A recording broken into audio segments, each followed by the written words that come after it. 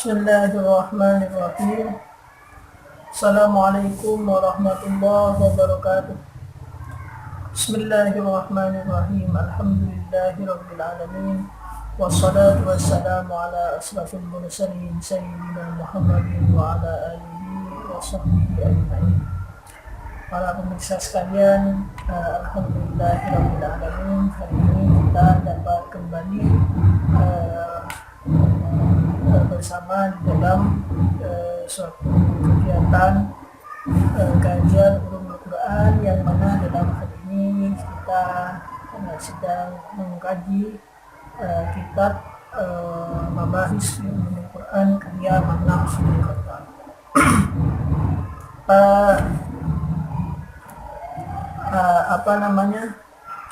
Pada pertemuan sebelumnya kita telah membahas tentang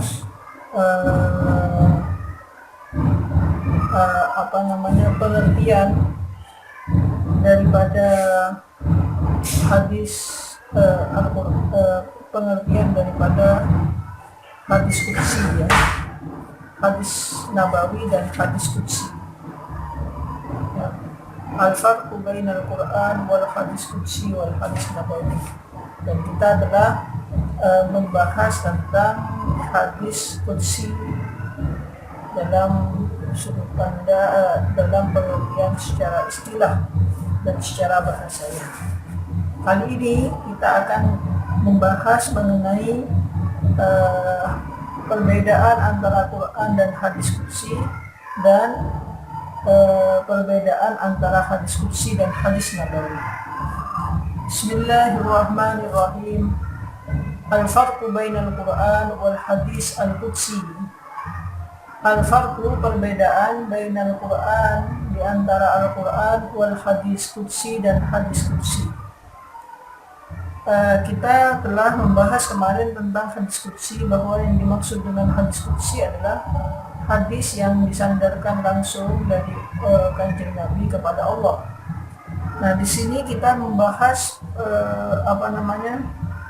artinya ada suatu wahyu, ya. Artinya ketika hadis qudsi adalah hadis yang disandarkan langsung kepada Allah, sedangkan hadis nabawi adalah hadis yang disandarkan kepada Rasulullah. Bismillahirrahmanirrahim. Hunaka idatan. Di sini terdapat beberapa. Padahal hunaka itu kalau di dalam bahasa Arab yang umum kita pelajari itu hunaka itu di sana, kalau huna di sini. Tapi kita menerjemahkan di sini hunaka iddatan. Di sini terdapat beberapa. Furukun, perbedaan. Hunaka iddatan. Hunaka iddatun. Hunaka iddatu furukin. Di sini terdapat beberapa perbedaan. Bainal Quran, di antara Al-Quran Al-Karim, wal hadis Al-Qudsi, dan hadis qudsi. Ahammuha, yang paling utama adalah annal Quran Al-Karim, bahwasanya Al-Quran Al-Karim kalamullah, adalah kalamnya Allah, firmannya Allah. Aufa bihi ila Rasulullah, aufa bihi, yang diwahyukan ila Rasulillah, kepada Rasulullah, bilafdihi, dengan lafadznya.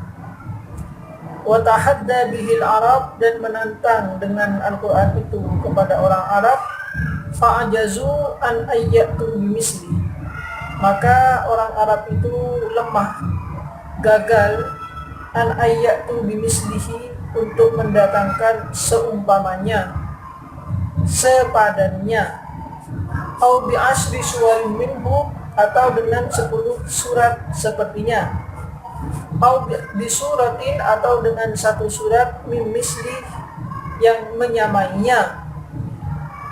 Wala yazalu, dan tantangan ini tetap masih berlaku. Wala yazalu tahaddi, dan tantangan ini masih tetap bihi qaiman, tetap tegak. Fahuwa mu'jizul khalidah, maka Al-Quran ini adalah mukjizat yang khalidah, yang kekal terus menerus, ila yaumiddin, sampai ke hari kiamat. Wal hadis al-qudsi, dan hadis qudsi, lam yaqa' bihi at-tahadda wal i'jaz, sedangkan hadis qudsi lam yaqa' bihi, tidak terdapat padanya at-tahaddi, sebuah tantangan, wal i'jaz, dan kemukjizatan. Artinya apa? Kalau Al-Quran itu mukjizat yang dapat mengalahkan ahli-ahli syair, tapi kalau hadis qudsi itu bukan mukjizat, karena bisa saja lafaz-lafaznya itu ditiru oleh manusia. Wal Quran al-Karim la yunsabu illa ilallah, sedangkan Al-Quran yang kedua, wal Quran al-Karim la yunsabu illa ilallah, tidak dinisbahkan kecuali kepada Allah. Illa ilallahi ta'ala, fayaqulu, maka dikatakan, qala Allah ta'ala, Allah subhanahu wa ta'ala berfirman.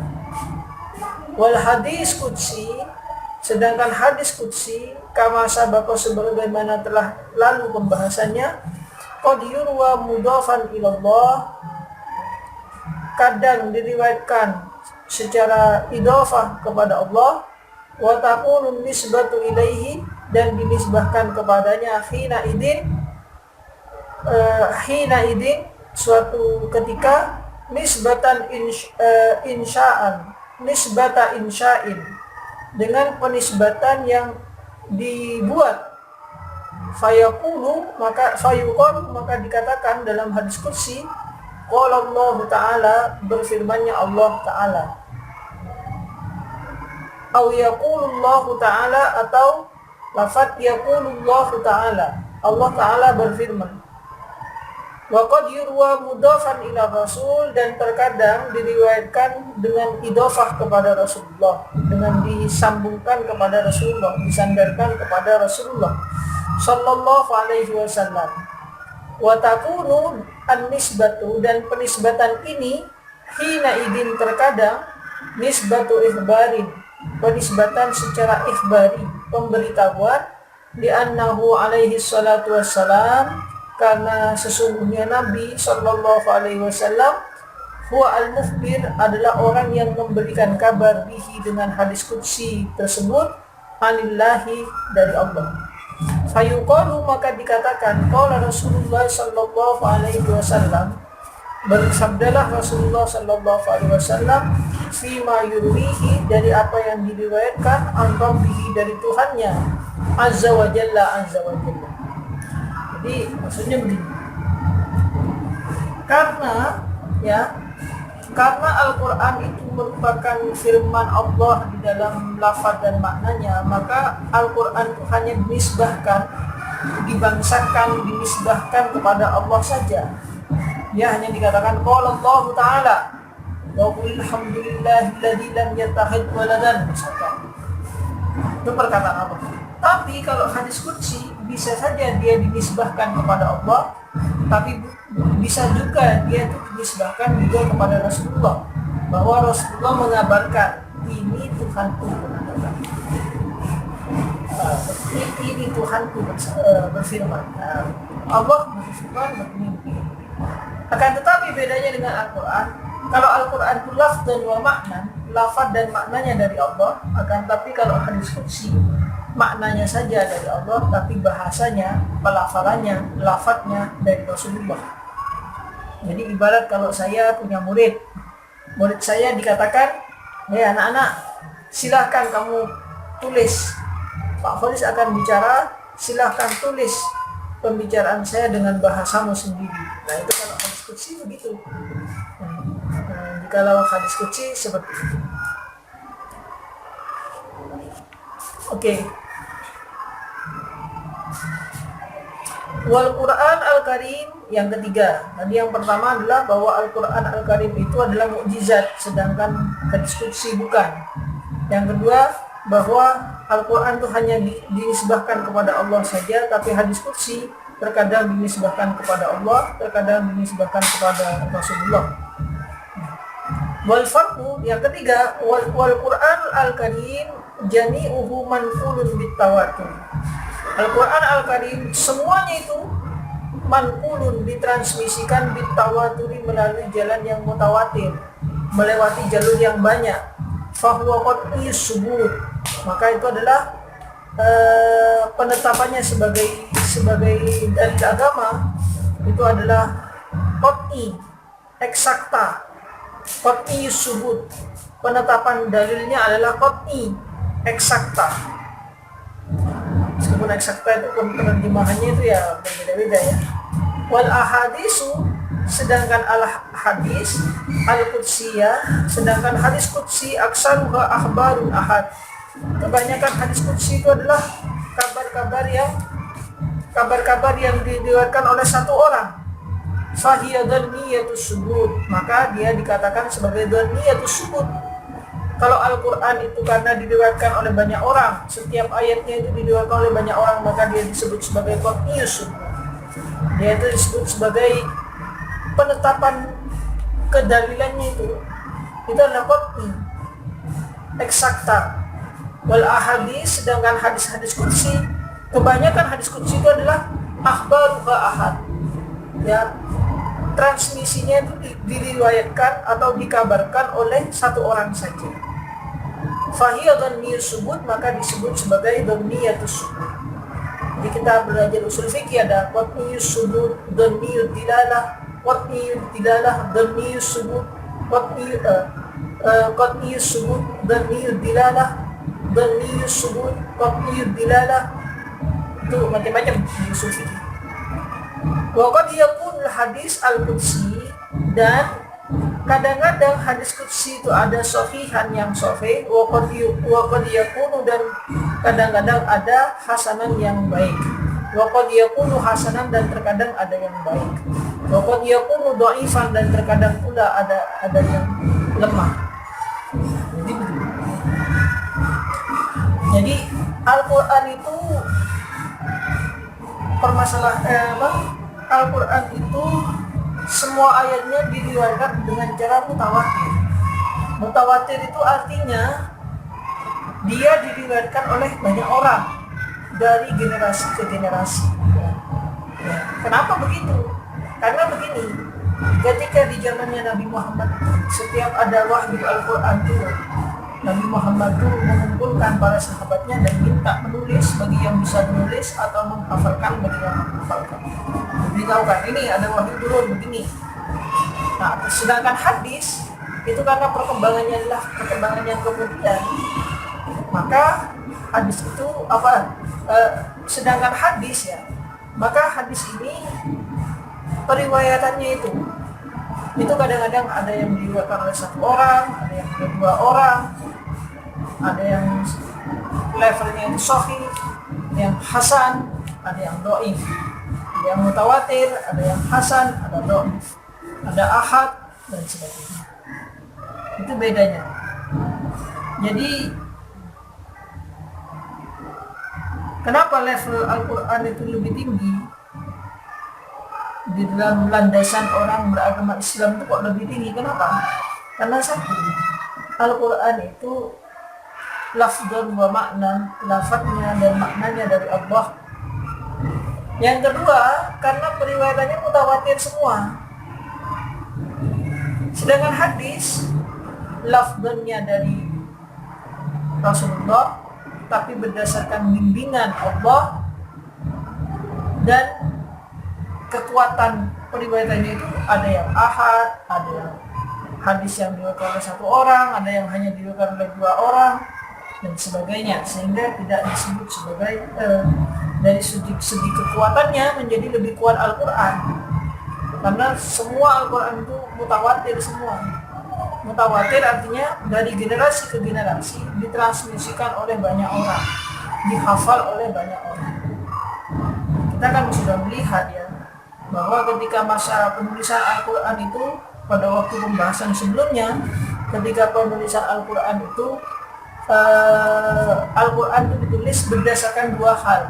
Satu, adanya para sahabat yang hafal. Yang kedua, apakah adanya sahabat yang hafal, itu pertama. Yang kedua, apakah ada catatan tentang itu. Jadi catatan dan pengkabaran dari orang itu dikontraskan, lalu diresmikanlah penulisan Al-Quran oleh Zaid bin Sabit sebagai ketua panitianya. Wal Quran Al-Karim min indillahi lafdhan wa ma'nan. Nah ini yang keempat, wal Quran Al-Karim min indillahi lafdhan wa ma'nan. Al-Quran Al-Karim itu lafaz dan maknanya dari Allah. Fahiya wahyun bil lafzi wal makna, maka itu adalah pewahyuan dari sudut pandang lafaz dan maknanya. Wal hadis al-qudsi, sedangkan hadis qudsi maknahu min indillah, maknanya adalah dari sisi Allah, wa lafduhu dan lafadznya min indi Rasulillah sallallahu alaihi wasallam ala sahih, atas pendapat yang sahih.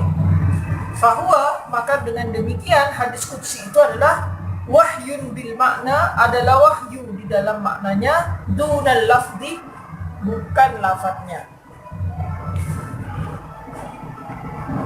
Walidah, oleh karena itu, karena hadis qudsi itu adalah lafadznya bukan dari Allah, hanya maknanya saja yang dari Allah. Walidah, maka oleh karena itu tajuzu riwayatuhu, dia boleh diriwayatkan bil makna, dengan maknanya saja, inda jumhuril muhaddisin, menurut pendapat mainstream para muhaddisin.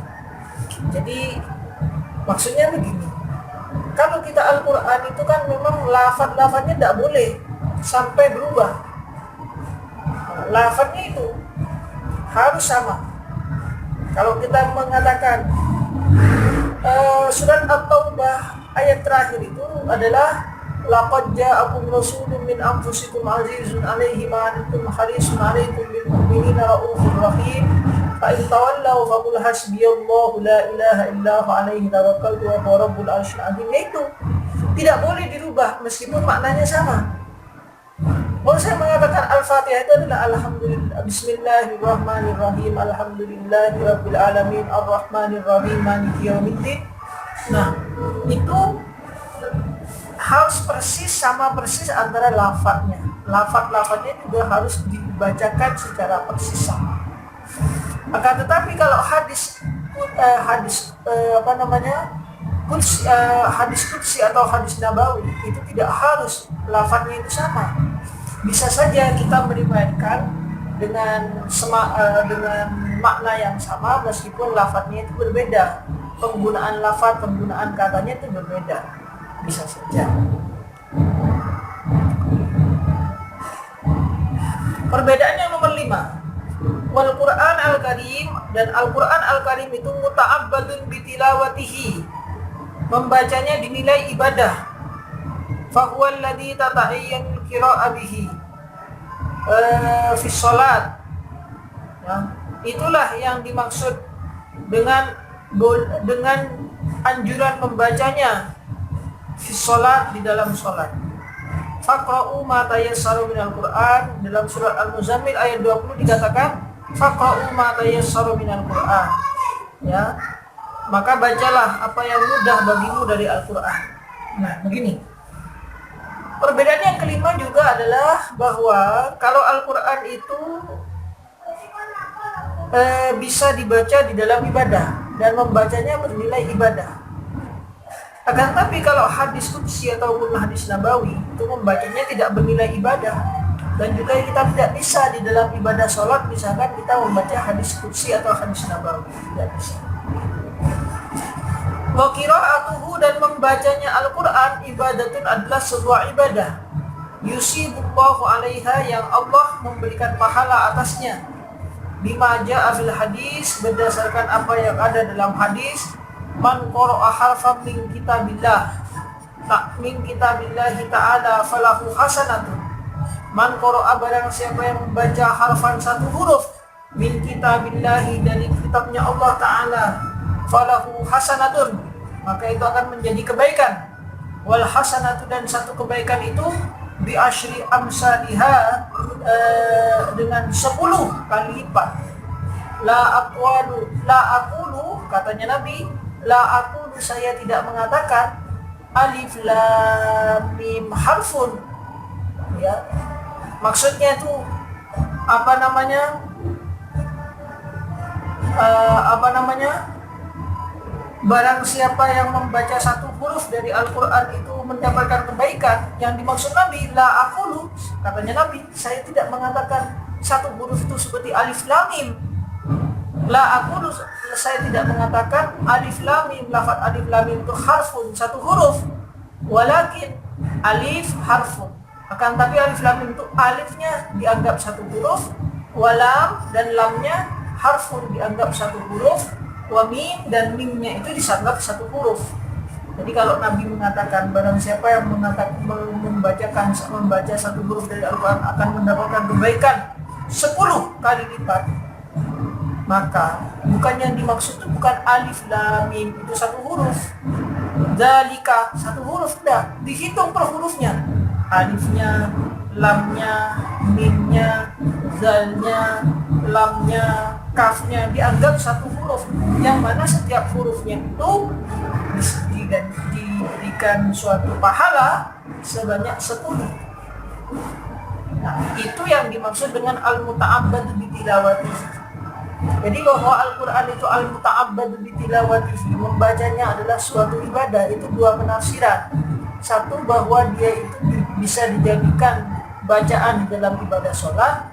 Yang kedua, bahwa membacanya saja setiap hurufnya itu mengandung ibadah yang dinilai pahala dengan 10. 1 banding 10. Wal hadis qudsi, berbedanya dengan hadis qudsi adalah wal hadis al-qudsi, dan hadis al-qudsi la yujzi'u fi shalah, tidak bisa dibaca di dalam sholat. Wa yusibullahu ala qiraatihi,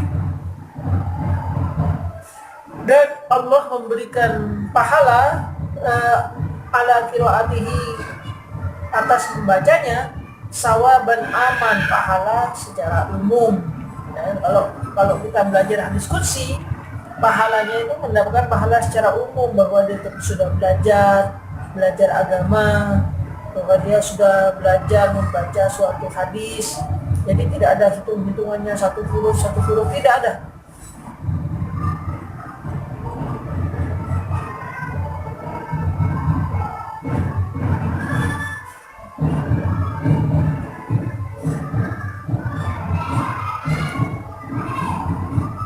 Fala yusaddiqu fihi sawab, maka tidak sama pahala di dalamnya alladzi warada dzikruhu fil hadis, yang ada penuturannya di dalam hadis, ala qiraatil Quran, dapat mengalahkan Al-Quran, bi kulli harfin asyara hasanatin, ya, bahwa dengan setiap hurufnya itu ada 10 kebaikan, ya. Maka membaca hadis itu tidak sepadan dengan baca Al-Quran, di mana setiap hurufnya itu mendapatkan 10 kebaikan. Bismillahirrahmanirrahim. Al-farqu bainal hadis qudsi wal hadis an-nabawi. Perbedaan antara hadis qudsi dan hadis nabawi. Al-hadis nabawi kismani. Hadis nabawi, hadis nabi itu ada 2 macam. Kismun tauqifiyun, ya.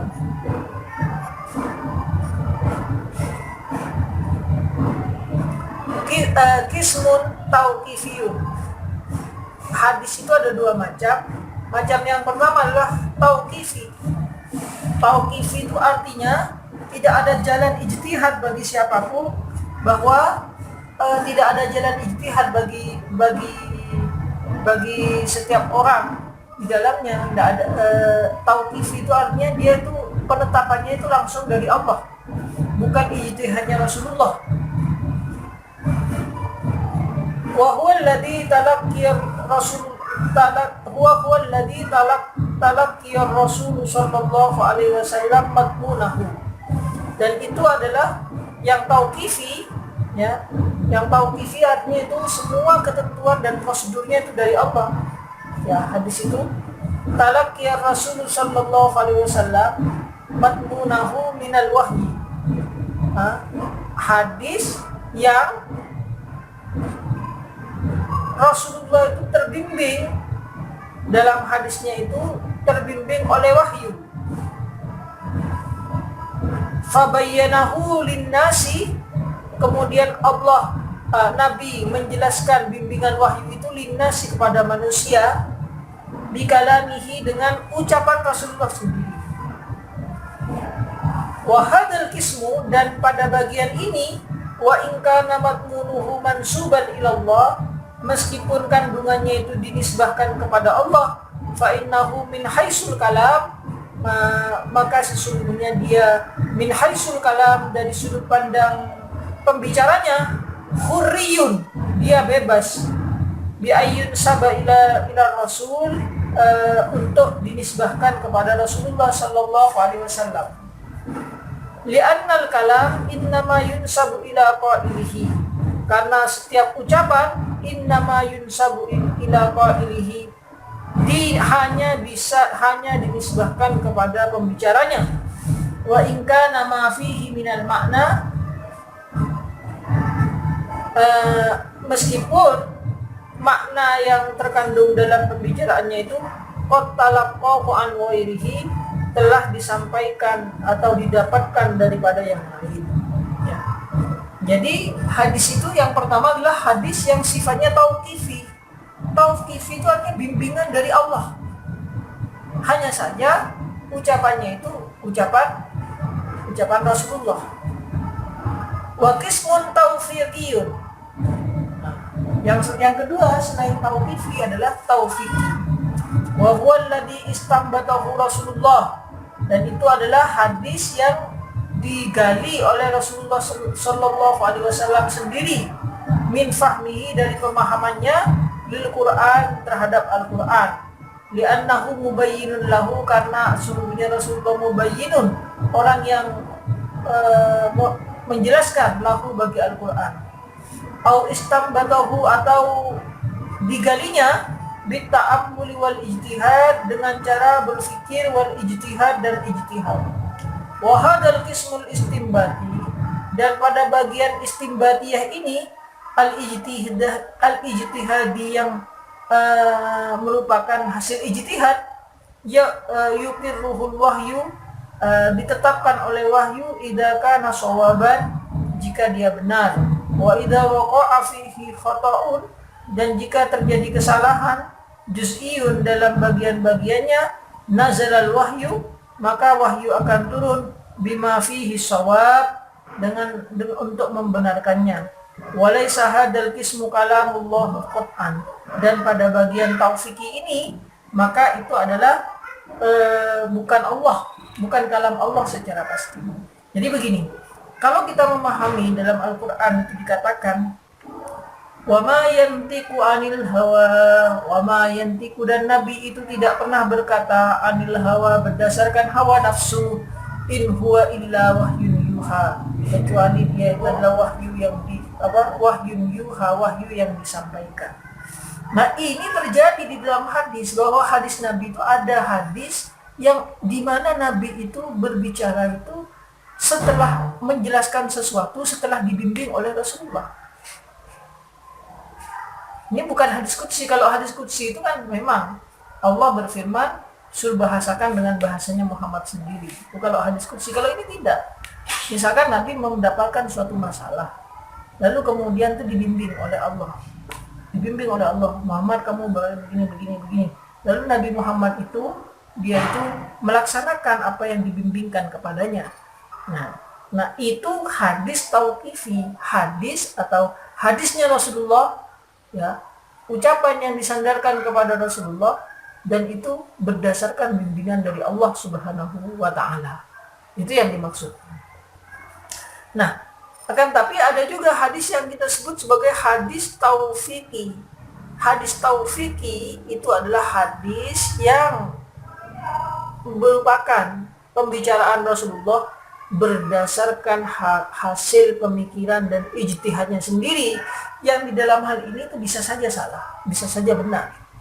Kalau dia benar, maka dia akan ditetapkan oleh Allah dalam wahyunya. Kalau dia salah, ijtihadnya Nabi itu salah, maka Allah akan mengingatkan apa kesalahan itu. Wa yatabayyanu min dzalika, maka dari hal itu menjadi jelaslah annal ahadis, bahwasanya hadis-hadis an-nabawiyah, hadis-hadis nabawi, bikismaiha dengan dua pembagiannya, at-tauqifi yaitu hadis tauqifi, wa taufiqi dan hadis taufiqi, al-ijtihadi yang merupakan hasil ijtihadnya Rasulullah, alladzi aqarrahu wahyu yang ditetapkan kemudian ditetapkan oleh wahyu, yumkinu ayyuqala fiha, bisa saja dikatakan di dalamnya inna muradaha jami'an, bahwa maksudnya daripada itu semua bijumlatiha dengan secara global, ilal wahyi kepada wahyu. Ya, kalau hadis yang sifatnya tauqifi itu bisa saja kita anggap sebagai makna secara globalnya adalah dia berdasarkan wahyu. Wa hada makna qaulihi ta'ala, dan inilah makna daripada qaulihi ta'ala fi rusulina sallallahu alaihi wasallam, di dalam masalah nabi kita Muhammad sallallahu alaihi wasallam, yang dimaksud di dalam surat An-Najm ayat 3 dan 4, wa ma yantiqu 'anil hawa in huwa illa wahyun yuha. Ya. Nabi tidak pernah berkata daripada hawa nafsunya, akan tapi itu adalah wahyu yang diwahyukan. Itu maksudnya kalau hadisnya hadis tauqifi, hadis yang merupakan hasil bimbingan Allah kepada Rasulullah. Akan tapi kalau hadis yang merupakan hasil ijtihad itu tidak masuk di dalam ayat ini. Ya. Tidak masuk di dalam ayat wa ma yantiqu 'anil hawa in huwa illa wahyun yuha. Wal hadis al-qudsi, dan hadis al-qudsi maknanya adalah min indillahi, dari sisi Allah azza wa jalla, yulki ilal rasul, yang diberitahukan kepada Rasulullah sallallahu alaihi wasallam, bi kaifiyatihi, dengan beberapa cara, min kaifiyatil wahyi, dari cara-cara pewahyuan, la alat ta'yin, tidak untuk memberikan penjelasan. Nah, dia. Jadi kalau hadis tadi, loh, Pak, kalau hadis tauqifi itu berarti apakah hadis qudsi? Bukan. Kalau hadis qudsi itu Allah menyampaikan, memberikan ya, memberikan suatu penyampaian dengan cara-cara metode kewahyuan. Nanti akan kita bahas bagaimana caranya wahyu itu diturunkan pada bab setelahnya. Jadi wahyu turun itu ada beberapa cara, misalkan melewati malaikat, melewati mimpi, mislu solsol jaros, seperti dentengnya jaros, dentengnya lonceng, dan juga bisa dihujamkan langsung ke dalam hatinya. Itu metode-metode pewahyuan. Lah, hadis qudsi itu sebenarnya diturunkan berdasarkan metode, salah satu daripada metode pewahyuan yang banyak itu, ya, bukan suatu penjelasan kepada Nabi. Tapi kalau hadis tauqif itu hadis nabawi yang mana Allah menjelaskan suatu duduk masalah suatu perkara, lalu Nabi mengatakan sesuatu berdasarkan bimbingan itu namanya hadis tauqifi, bukan hadis qudsi. Karena apa? Turunnya itu tidak menggunakan metode-metode turunnya kewahyuan. La ala ta'yin, tidak atas dasar penjelasan. Amma alfaduhu, adapun lafaz-lafaz dari hadis qudsi, famin indi Rasulillah sallallahu alaihi wasallam, maka itu dari sisi Rasulullah sallallahu alaihi wasallam, ala rajih, di dalam pendapat yang rajih. Wanisbatuhu, dan penisbatannya, pembangsaannya, ilallahi ta'ala, kepada Allah ta'ala, nisbatan, sebagai penisbatan, limat munihi, atas kandungannya, la nisbatan, bukan merupakan penisbatan kepada Allah, li alfadihi, karena lafad-lafadnya hadis qudsi. Walau kana lafduhu min indillah, jika saja lafadnya itu dari sisi Allah, lama kana hunaka farqun bainahu wa bainal Qur'an, maka tidak ada bedanya antara hadis qudsi dan Al-Qur'an.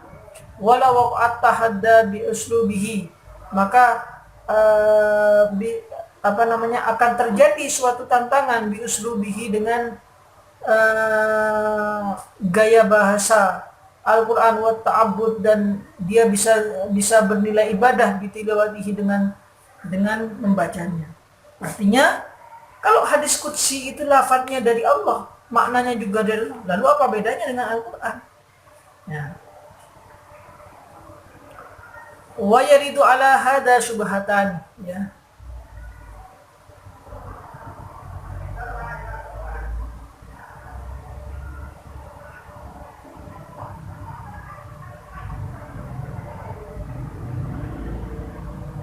Nah, di sini ada suatu hal yang samar yang bisa saja ditanyakan orang, ya. Wa yaridu ala hada syubhatani. Nah, berdasarkan penjelasan ini akan ada suatu permasalahan yang masih tersamar, yang bisa mengganjal dan bisa menjadi pertanyaan di benak orang. Asyubhatul ula, ya. Sesuatu yang samar yang pertama adalah annal hadis an-nabawi wahyun bil makna kadzalika, bahwa hadis an-nabawi itu wahyu, yang tauqifi tadi adalah wahyu bil makna, di dalam maknanya, kadzalika, begitu pula. Wal lafdzu min Rasulillah sallallahu alaihi wasallam, dan lafadznya dari Rasulullah sallallahu alaihi wasallam. Falimada la nusammihi qudsiyan aidan. Nah, kalau begitu kenapa tidak dikatakan saja hadis nabawi yang tauqifi itu sebagai hadis qudsi juga? Wal jawab, jawabannya adalah annana, bahwasanya kita naqta'u fil hadis al-qudsi, memutuskan di dalam hadis qudsi itu, binuzuli maknahu, dengan turunnya maknanya, min indillahi, dari sisi Allah, liwurudin nas syar'i, karena adanya nas syariat, ala nisbatihi ilallahi, yang menisbahkan itu ilallahi, kepada Allah, biqaulihi sallallahu alaihi wasallam. Qala ta'ala, seperti lafaz qala ta'ala, atau yaqulullahu ta'ala, atau yaqulullahu ta'ala, walidha sammainahu qudsiyan, karena itu maka kita namakan sebagai hadis qudsi. Ya. Nah, kan tadi dikatakan kalau hadis qudsi itu adalah lafaznya dari Rasulullah, maknanya dari Allah. Lah, sedangkan hadis nabawi yang tauqifi itu adalah lafaznya dari Rasulullah, tapi berdasarkan bimbingan dari Allah juga, kenapa tidak dinamakan hadis qudsi? Jawabannya adalah peneliti yang datang belakangan ini, pengkaji yang datang belakangan ini, ulama atau ahli yang datang belakangan ini, yang mengkaji tentang wahyu ini, dia itu mengklasifikasikan hadis qudsi dengan hadis nabawi ini, bahwa ada suatu pembeda, ya. Pembedanya apa? Kalau hadis qudsi itu Nabi mengatakan qala Allah Ta'ala, yaqulu Allah Ta'ala, begitu. Nabi mengatakan seperti itu. Tapi kalau hadis nabawi, Nabi tidak mengatakan apa-apa. Dia bicara sendiri. Dia berbicara atas nama dirinya sendiri, tapi kan beliau itu dia di bawah bimbingan Tuhan. Gitu. Misalkan seperti yang pertemuan pertama yang sebelumnya itu dikatakan, ketika ada para sahabat yang bertanya tentang alladzina amanu, yang itu apa? Inna syirka ladul apa? Yang misalkan, ya, ketika ada sahabat tuh mengatakan, bertanya tentang makna ayat alladzina amanu wa lam yalbisu imanahum bidzulmin, ya. alladzina amanu, adalah orang-orang yang beriman, walam yalbisu imanahum, dan tidak walam yalbisu imanahum, dan tidak mencampur adukkan imannya bidulmin, dengan kezaliman. Lalu para sahabat bertanya, apa yang dimaksud dengan dolim itu? Apakah kita ini tidak ada tidak ada yang dolim? Lalu Nabi mengatakan, innahu laisal ladzi ta'nun, sesungguhnya itu bukan seperti yang engkau pikirkan. Alam tasma'u, tidakkah kau mendengar maqal al-abdus sholih, yang dikatakan oleh seorang yang baik, inna syirka la dzulmun adzim. Lah, di sini Nabi itu menjelaskan suatu penafsiran atas suatu ayat. Nah, penafsiran Nabi atas suatu ayat itu adalah atas bimbingannya Allah. Wala yantiqu wa ma yantiqu anil hawa in huwa illa wahyun yuha, itu. Ya. Tapi kan Nabi tidak mengatakan bahwa qala Allah Ta'ala innahu laisal ladzi ta'nun, kan tidak begitu. Allah mengatakan bahwa itu tidak. Nabi mengatakan, tapi diinspirasi oleh suatu bimbingan dari Allah. Akan tapi kalau hadis qudsi kan langsung Nabi mengatakan, Allah mengatakan begini loh, Allah mengatakan begini loh. Nah, itu diklasifikasikan oleh para ulama, kalau ada suatu perkataan Nabi yang diawali oleh Allah mengatakan begini, gitu ya.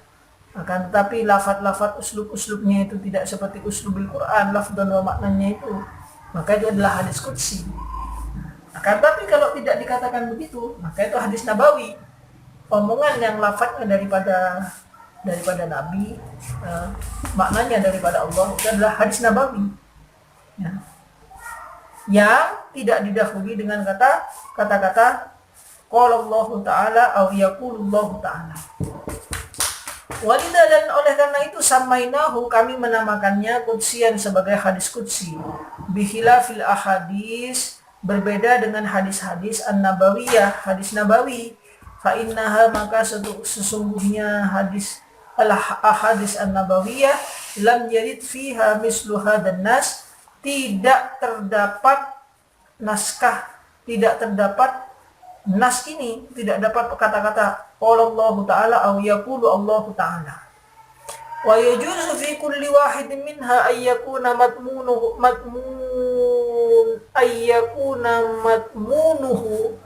ya.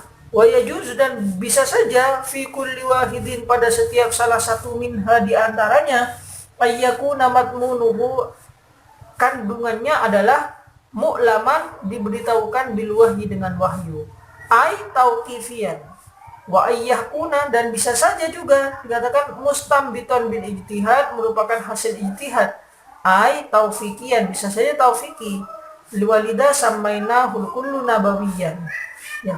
Nah, perkataan Nabi yang tidak mengatakan qala Allah Ta'ala atau yaqulu Allah Ta'ala itu bisa saja dia berdasarkan wahyu, dia berarti tauqifi, tapi bisa juga dia itu merupakan hasil ijtihad, maka dia tahu taufiki. Kalau ijtihad kan berarti bisa saja salah, Pak. Bisa. Akan tetapi Nabi ketika salah langsung diingatkan oleh Allah. Walida samaina al-qul nabawiyan wa wuqufan bitasmiyati indal haddil maqtu'i bih.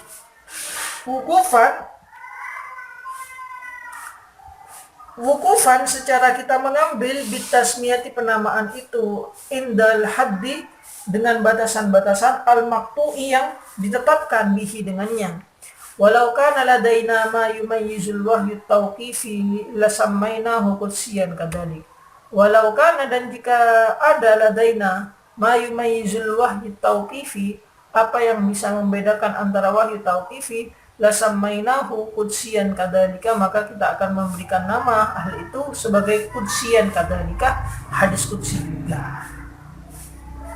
Walau kana ladaina ma yumayyizul wahya at-tauqifi lasammainahu qudsiyan kadzalik.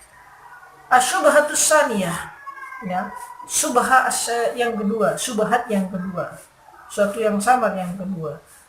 Annahu idza kana lafdul hadis al-qudsi min Rasulillah sallallahu alaihi wasallam, fama wajhu nisbatihi ila Allah biqaulihi sallallahu alaihi wasallam qala Allah taala au yaqulu Allah taala. Bahwasanya jika saja lafaz hadis qudsi itu dari Rasulullah taala, bahwasanya idza kana lafzul hadis al-qudsi minar rasul sallallahu alaihi wasallam, jika keberadaan lafaz hadis qudsi itu adalah lafaznya dari Rasulullah, fama wajhu nisbatihi, mengapa fama wajhu nisbatihi ilallah, mengapa itu dinisbahkan kepada Allah biqaulihi sallallahu alaihi wasallam, dengan ucapan Nabi Muhammad sallallahu alaihi wasallam seperti qala Allah taala, lafaz qala Allah taala au yaqul Allah taala. Lah kalau memang lafadznya itu dari Rasulullah, hadis qudsi itu dari Rasulullah, apa gunanya? Mengapakah adanya Nabi Muhammad lalu mengatakan Allah berfirman begitu? Kenapa harus begitu? Padahal ya lafadznya kan juga bukan dari Allah. Wal jawab anna hada sa'irun fil arabiyyah. Nah, ini sebentar.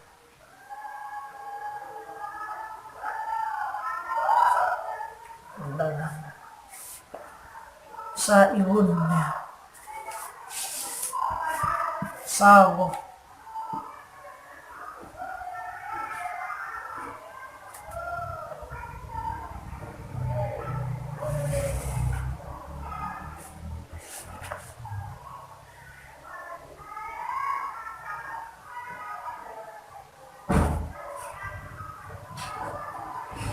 Kita mencari makna sawo yang kemudian menjadi fa'il infinitif sa'irun.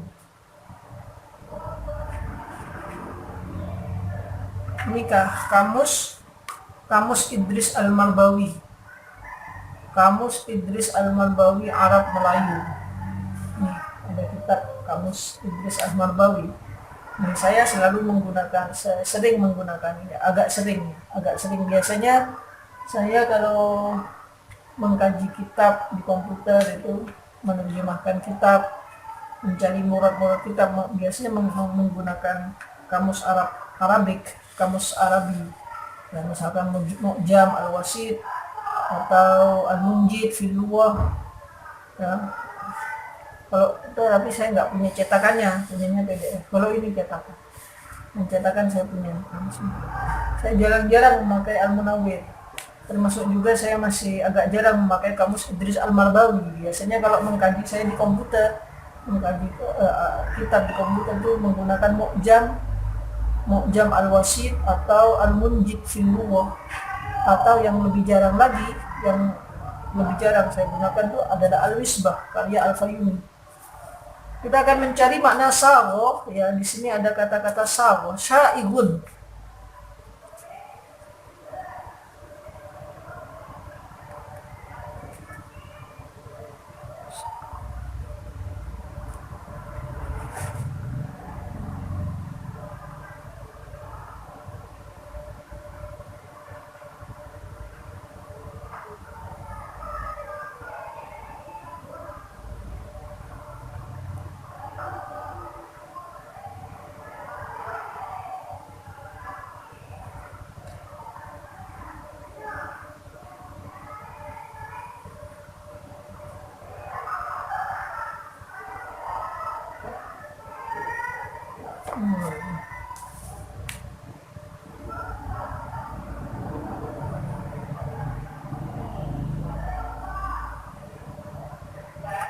Oh ya, anna hada, ya. Jadi begini, kalau ditanya, jika saja hadis qudsi itu adalah lafadznya dari Allah, dari Rasulullah, sedangkan maknanya dari Allah, lalu apa gunanya dikatakan qala Allah taala au yaqulu Allah taala? Jawabannya adalah anna hada sa'ibun fil arabiyyah. Ini suatu yang sudah niscaya di dalam bahasa Arab. Hasil sabul kalam, sekiranya dinisbahkan suatu ucapan, bi'tibari matmunihi, dengan cara mengambil kandungannya, la bi'tibari alfadhihi, dan bukan mengambil lafadznya. Fa anta taqul hinama tansiru baitan, ya, minasy-syi'ri fa anta taqul hinama tansiru baitan minasy-syi'ri, maka engkau akan berkata hinama tansiru baitan, ketika kamu itu menguraikan satu bait minasy-syi'ri, dari suatu syair, ya, dengan mengatakan yaqulu syair kada, yaqulu syair, seorang penyair berkata begini. Kalau kita menguraikan suatu satu bait dari syair, maka kita mengatakan yaqulu syair kada, seorang penyair mengatakan begini. Wa hinnama tahki ma sami'tahu min syahsin, dan ketika engkau bercerita ma sami'tahu, yang engkau dengar, min syahsin, dari seseorang, yaqulu fulan kada, engkau akan berkata yaqulu fulan kada. Wa qad haka al-Qur'an al-Karim an Musa, ya, dan sungguh telah bercerita, Al-Qur'an telah bercerita an Musa, tentang Musa, wa Fir'aun, dan Fir'aun, wa wairuhuma, dan lain-lainnya. Matmunu kalamihim, yang dimuat ucapannya itu bi alfadhi ghairi alfadhihim, dengan suatu lafaz yang bukan lafaz mereka. Wa uslubi ghairi uslubihim, dan gaya bahasa bukan gaya bahasa mereka. Wa nusiba dzalika ilaihim, akan tetapi itu dinisbahkan kepada mereka semua. Wa idnada rabbuka Musa an anitil qaumadh dhalimin. Misalkan di dalam surat Asy-Syu'ara dikatakan begini. Wa idnada rabbuka Musa anitil qaumadh dhalimin qauma fir'auna ala yattaqun. Nah, misalkan wa idnada rabbuka Musa, ketika Tuhanmu Muhammad memanggil Musa, anitil qaumadh dhalimin, untuk mendatangi kaum yang zalim, qauma fir'aun, yaitu kaumnya Fir'aun, Ramses, ala yattaqun, tidakkah mereka itu bertakwa? Nah, qala, maka Musa berkata. Qala, Musa berkata, Rabbi inni akhafu ayyukadzibun. Nah, qala berkata, Rabbi inni. Lah, Musa ini yang berkata, Rabbi inni, ya Allah, ini sesungguhnya saya, akhafu, takut, ayyukadzibun, mereka akan mendustakan aku, wa yadiku sadri, dan hatiku menjadi ciut, wala yantaliqu lisani, dan lidahku tak bisa berbicara, fa arsil ila Harun, maka utuslah Harun, walahum ala dzambim fa akhafu ayyaqulun, dan aku telah melakukan kesalahan kepada mereka, fa akhafu ayyaqulun, maka aku takut mereka membunuhku. Qala kalla. Nah, itu ya. Nah, perkataan tadi apakah itu perkataannya Musa? Nah, kalau begitu, kalau itu perkataannya Musa, kenapa dimuat dalam Al-Qur'an? Berarti di dalam Al-Qur'an itu pada perkataannya Musa, bukan perkataannya. Nah, itu kan beda. Itu dalam ala sabilil hikayah, atas dasar dia itu adalah cerita. Allah menceritakan ucapannya, bahwa Musa berkata begitu, akan tetapi lafadznya itu bukan lafadz dari Musa. Itu lafadznya bukan lafadz dari Musa. Berarti itu kalam Allah. Kalamullah yang sedang menceritakan pembicaraannya dengan Musa. Ya. Qala kalla, Allah berfirman, kalla, jangan begitu, fadhhaba, wes sudah, kalian berdua yang pergi, bi ayatina, dengan ayat-ayat kami, inna ma'akum mustami'un, sesungguhnya kami ma'akum, bersama kalian, mustami'una, mendengar. Fa'ataya Fir'aun, maka mereka mendatangi Fir'aun, faqula, maka dia itu berbicara, inna rasulu rabbil alamin, sesungguhnya kami adalah utusan Tuhan seluruh sekalian alam. An arsil ma'ana Bani Israel, untuk mengirimkan bersama kami Bani Israel. Qala alam nurabbika fina walida. Loh, lalu kemudian Fir'aun. Nah, ini kata Fir'aun. Alam nurabbika fina walida, bukankah kami merawatmu sejak kamu masih kecil? Wala bistafina min umrika sinin, bukankah engkau juga pernah tinggal di sini selama bertahun-tahun? Wa fa'alta kallati fa'alta wa anta minal kafirin. Qala fa'altuha idza wa ana minadh dhalin. Fafarartu minkum lama khiftukum fawahabani rabbi hukman waja'alani minal mursalin. Wa tilka nikmatun tamunnuha alai an abadtu bani Israil. Qala fir'aun wa ma rabbul alamin. Qala rabbus samawati wal ardi wa ma bainahuma in kuntum muqinin. Surat Asy-Syu'ara ayat 10 sampai 24.